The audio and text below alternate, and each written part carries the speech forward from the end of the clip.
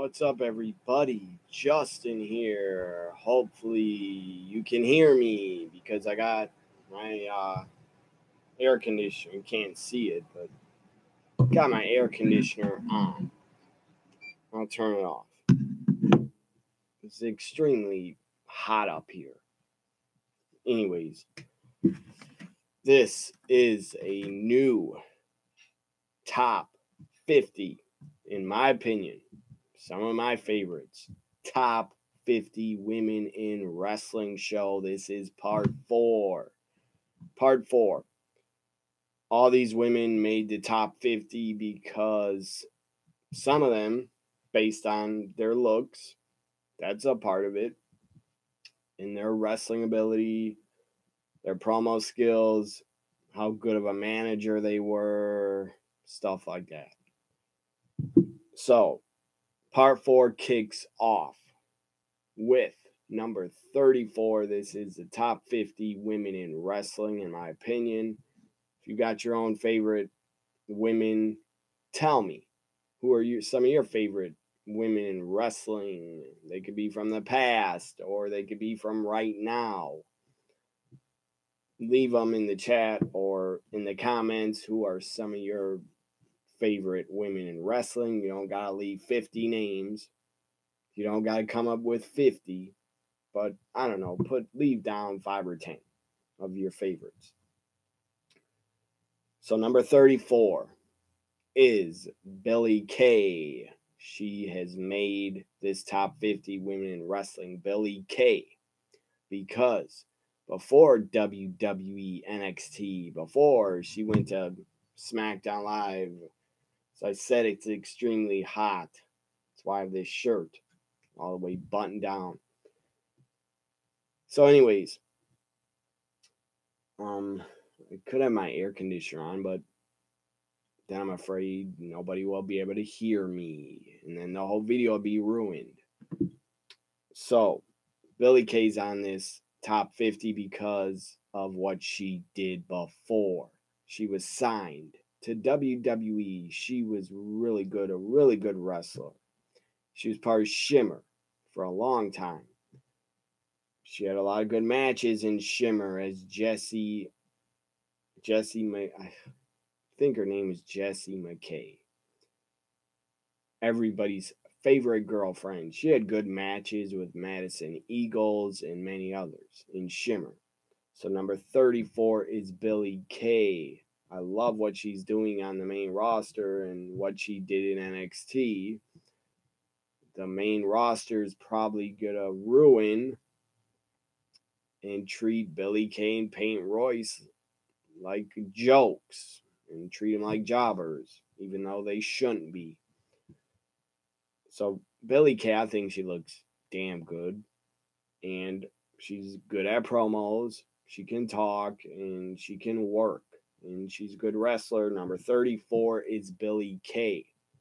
Number 33, her partner, another Australian. So many Australian women that got into wrestling are damn good, and they all look good too. 33 is Peyton Royce. She's a good worker. She's a good wrestler. She is a good talker. She's good at promos. She would be a really good manager too. She was trained by Lance Storm. I first saw Peyton Royce in Shimmer, and she was pretty good in Shimmer. I don't believe she was in Shimmer that long, but Peyton Royce had a different name. When she's in Shimmer, I forget her name, but she was good. And Peyton Royce, I really became a fan of her when she was in NXT. Before the Iconics, before the Iconic duo, I was a fan of Peyton Royce by herself in NXT. I thought she was really good, and my God, she looks really good. Number 32 was part of TNA, Impact Wrestling, for a long time. She's still there. She just came back to challenge Tessa Blanchard. She is a former, I believe, like 3 or 4 time knockout champion, held the Knockouts title a couple of times. I believe she's also a Knockouts Tag Team Champion. That short-lived title. I thought she was really good. She still wrestles from time to time. But when she was a heel and she was Knockouts champion like 7, 8 years ago, I thought she was really good at it. She's a great talker. She looks great. Who am I talking about? Number 30. 32 is Madison Rayne. She's a damn good worker. She was a good wrestler. And she looked great. She was also good in Shimmer. She was, I believe, the first ever Shimmer Tag Team Champions with her partner, Nevin. Or I forget her name, but anyways, her partner is another blonde. I think her name was Nevaeh. I think is Nevaeh. And she was in Shimmer as Ashley Lane. And she, as I said, Madison Rayne was one of the first Shimmer Tag Team Champions. She's also a many times over Knockouts champion. 32, Madison Rayne. I thought she was a great heel, and I thought she was a great Knockouts champion. When she had that music, the Killer Queen music, I thought she was at her best in her career. 31, another woman that was in TNA from almost the very beginning. I believe she debuted in 2003 or 4 in TNA. Who am I talking about? Number 31, Tracy Brooks. My God, she looked good. But she could also talk. She could also be a great manager. Tracy Brooks was also a good wrestler. She wasn't great, but she was good. 31, Tracy Brooks. She had a good career. She just retired in 2016, where she managed the Addiction at a House of Hardcore event, and she said it's her last appearance she'll ever make. I don't know why you would say that. If you're a wrestler retiring and you retire from the ring, that's different. But why would you say you're never gonna, this is your last appearance in wrestling? I don't get why you would say that, especially if you're gonna appear at a convention years later. Then you're not making your final appearance, in my opinion. But I hope Tracy Brooks appears somewhere to sign autographs or do appearances for some indie company somewhere. Maybe she'll show up in Ring of Honor with her husband, Frankie Kazarian. I don't know. But I always liked Tracy Brooks. I always thought she looked great. And I thought she's really good. Tracy Brooks did a lot of good things for TNA Wrestling, Impact Wrestling. Sadly, she was never Knockouts champion, but that's okay. She still had a really good career. Number 30 was not a wrestler, but she took a lot of bumps. A lot of sick bumps that no other woman would probably agree to take. Why did she take them? In my opinion, she took all these bumps because she loved wrestling. She loved the business. That's why she took all these bumps. She was a manager. She was never a wrestler. Who am I talking about? Number 30 is the queen of extreme, Francine from ECW. She made a name for herself in ECW. That's where she was the most over. That's where she did her best work. After ECW went out of business, Francine appeared on NWA TNA, their first show, I believe, in their first 2 or 3 events. And then she was actually hired by WWE to be part of the new ECW brand, where they barely used Francine. They didn't want to use her as a manager to get over younger talent. I don't know why. They could have used Francine a lot. She's a really good manager, and they misused her, and she was really, really underutilized in WWE. I don't know if Vince McMahon didn't like Francine and he didn't want to use her much. I don't know why. Because Paul Heyman, I'm sure, was trying to get Francine to be a part of the show.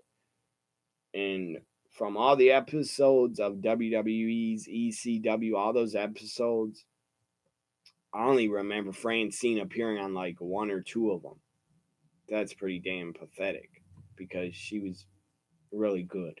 Francine was a great manager. She was a great talker. She was great at promos. She was great at getting heel heat. Francine had major heat. She could get major heat when she'd get on the microphone and rip the fans apart. Fans would chant a lot, and ECW fans would chant constantly at her, show your tits, over and over. She'd get on the mic and rip them apart and tease them and put them down. She'd say, oh, you want to see him? You want to see him?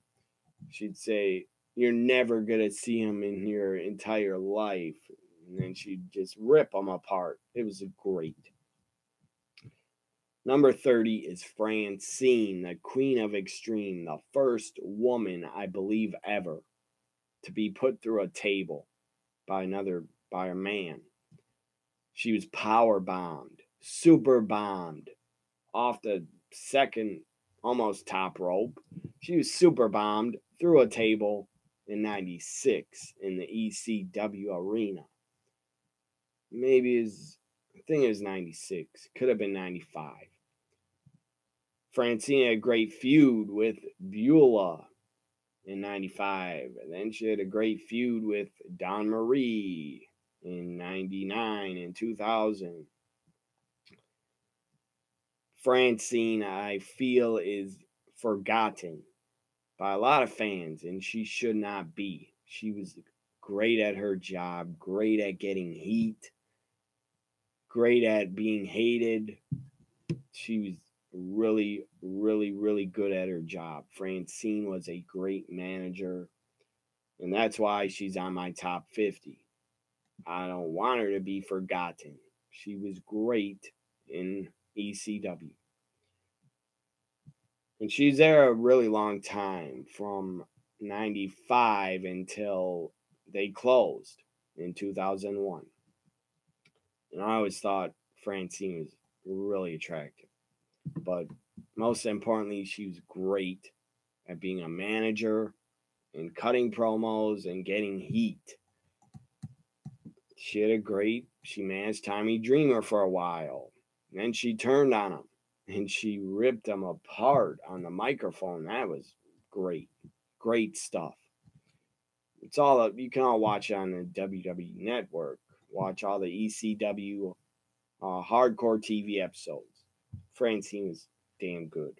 She was a great manager for the franchise, Shane Douglas, when she was known as a head cheerleader. Then later, she was the Queen of Extreme. Number 30, to end this part 4, top 50 women in wrestling. Number 30 is the Queen of Extreme, Francine. She's one of the top, I would put her in the top 5 female managers of all time. Hope you enjoyed this part 4. Part 5. Part 5 will be number 29 to 25. And on that list, 29 to 25 is women that were in TNA, women that were started in the WWF in the 80s, and a current woman that is a part of NXT. While some asshole speeds by in their car. I hate when people do that crap, but they do it all the time. Anyways, Hope you enjoyed this part 4 top 50 women in wrestling. Have a great Memorial Day and have a great weekend.